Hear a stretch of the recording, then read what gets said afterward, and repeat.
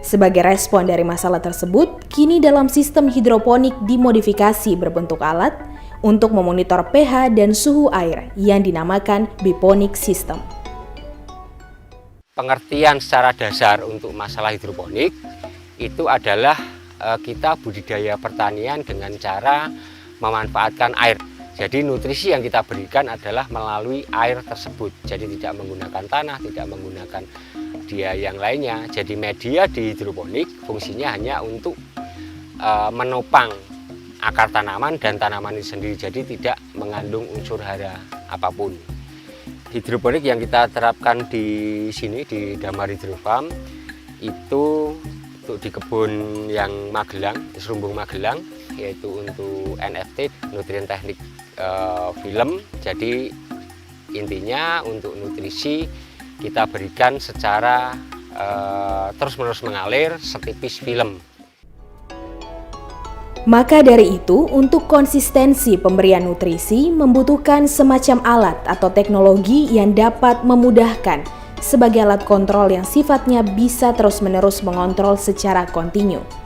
Dengan harapan hasil yang didapatkan nanti akan lebih baik. Alat dan teknologi ini juga dibutuhkan untuk menjaga kestabilan pH air dan kelembapan udara di sebuah greenhouse. Jadi sistem kerja hidroponik yang kita lakukan di sini dengan cara mensirkulasi air. Jadi air dari tandon kita distribusikan dengan menggunakan pompa.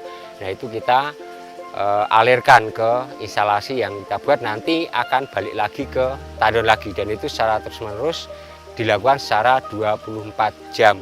Pada hidroponik ini menggunakan sistem monitoring berdasarkan beberapa masalah terhadap kestabilan pH, nutrisi, suhu, dan sebagainya. Alat ini berfungsi sebagai pengontrol dan mengatur kestabilan tersebut. Adanya alat ini dapat menggantikan peran manusia, karena peran manusia tidak serta-merta konsisten atau tidak bisa terus-menerus mengontrol hal tersebut.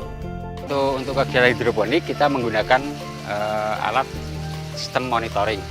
Jadi sistem monitoring ini dia akan mendeteksi pH, TDS, terus suhu air, dan sebagainya. Itu untuk indikator indikator untuk standar kita yang kita inginkan. Jadi ketika TDS-nya itu berkurang, kita nanti alat ini bisa nambah sendiri, ya semacam itu. Terus juga masalah air baku. Air baku ketika level di bawah, nah ini nanti air bakunya nambah sendiri juga. Nah, jadi sistem kerja alat ini dengan menggunakan beberapa pompa. Jadi untuk mengaktifkan, pompa-pompa dari nutrisi bagian A, nutrisi bagian B, maupun air bakunya. Sistem kerja alat ini pertama, ketika indikator merespon air baku berada di bawah level, maka alat akan hidup dan menambah air baku. Ketika telah sesuai, maka alat akan mati karena kebutuhan air baku telah terpenuhi.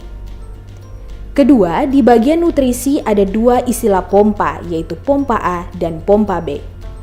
Jika nilai ppm atau part per millionnya berada di bawah yang sudah ditentukan, maka pompa bagian A dan B akan hidup bergantian dan akan mengeluarkan pekatan A dan B.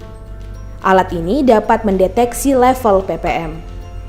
Jika melebihi ppm, sirkulasi pekatan tidak menambah lagi. Hal itu secara terus-menerus dijadwalkan sesuai program indikator yang telah disiapkan. Nah, sebenarnya ini hanya dengan sistem kontrol yang dihindari. Ini hanya lampu-lampu indikator yang dia menghubungkan pompa-pompa tadi. Nah, dihubungkan dengan switch on off yang memberikan perintah atau memberikan tanda-tanda adalah yang di bagian sini untuk programnya semacam itu. Yang ini adalah beda fungsi. Yang ini hanya untuk pengukuran alat pH, suhu ruangan, suhu udara, terus dia kipas. Nah, nanti untuk ini aplikasinya dengan kipas untuk kita memberikan tambahan udara, dan bisa ditambahin dengan fogger untuk pendinginan. Artinya fogger itu kabut, kita membuat kabut untuk mendinginkan. Terus ditambah sirkulasi udara yang penambahan kipas itu untuk sirkulasi udara biar tambah kenceng, sehingga dia akan berefek, dia akan menurunkan suhu pada ruangan tersebut. Secara alamiah terdapat beberapa masalah saat musim hujan, yaitu kurangnya cahaya akan terjadi etoilasi dan tumbuhan menjadi tidak normal.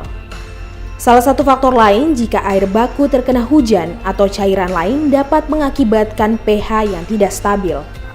Ketika itu terjadi, maka akar berubah coklat sehingga akar menjadi busuk dan tanaman akan mati, biasanya disebut layu. Oleh karena itu, perlu air baku yang didistilasi atau disuling agar memastikan air baku benar-benar bagus dan bersih. Nah, kendala di hidroponik itu yang pertama adalah gagal sistem.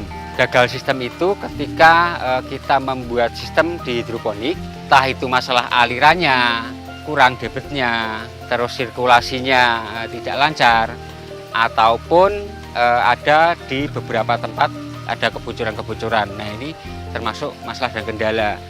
Masalah kita semai mati, misalkan seperti itu. Menyemai yang di sini, ini kan semaian. Nah, semaian ini, nah itu kalau ini kekeringan, nah dia juga akan mati. Terus di sini misalkan ini terlalu basah, dia juga akan mudah mati. Sisi lain yaitu lumut. Jika hanya lumut biasa tidak menyebabkan masalah, namun ketika lumut alga akan merusak dan menutup perjarangan tanaman, sehingga tidak bisa menyerap nutrisi. Membedakan lumut biasa dengan alga adalah lumut biasa hanya berwarna hijau tanpa lendir. Berbeda dengan alga yang hijau pekat disertai lendir. Hal tersebut menjadi masalah dari kalangan petani yang tidak bisa membedakan antara alga dan lumut. Nah, kalau mengatasinya ketika itu sudah terjadi alga, secara otomatis harus sterilisasi semuanya. Iya, semua harus dibersihkan, maintenance baik modul maupun selang-selangnya ini harus dibersihkan. Nah, kita biasa menggunakan NaCl atau itu pembersih porselen kamar mandi atau apa itu bisa dipakai. Tapi itu tidak boleh ada tanamannya. Tapi kalau ada tanamannya itu tanamannya kan akan rusak, akan mati. Seperti itu. Hidroponik sebagai ketahanan pangan masa depan bertani tanpa cangkul merupakan kalimat yang tepat. Karena melihat hasil, kita bisa mengusahakan lebih bersih dari pestisida yang bisa mengganggu kesehatan dari tubuh kita. Hasil sayurannya adalah sayuran sehat. Karena bisa kita kondisikan tanpa pestisida. Walaupun kalau memungkinkan harus menggunakan pestisida, penggunaannya sangat minim. Itu kalau harus.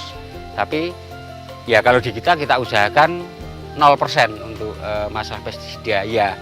Nah, yang membuat indikator atau kategori bahwa sayuran itu sehat kan salah satunya itu.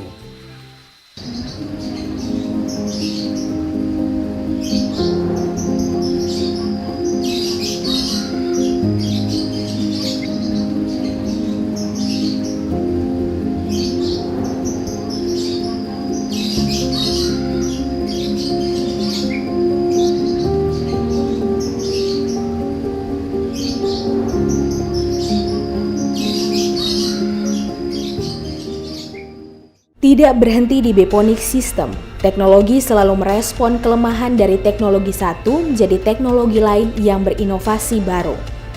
Dalam perkembangannya, hidroponik tidak lagi menggunakan parameter secara manual oleh manusia.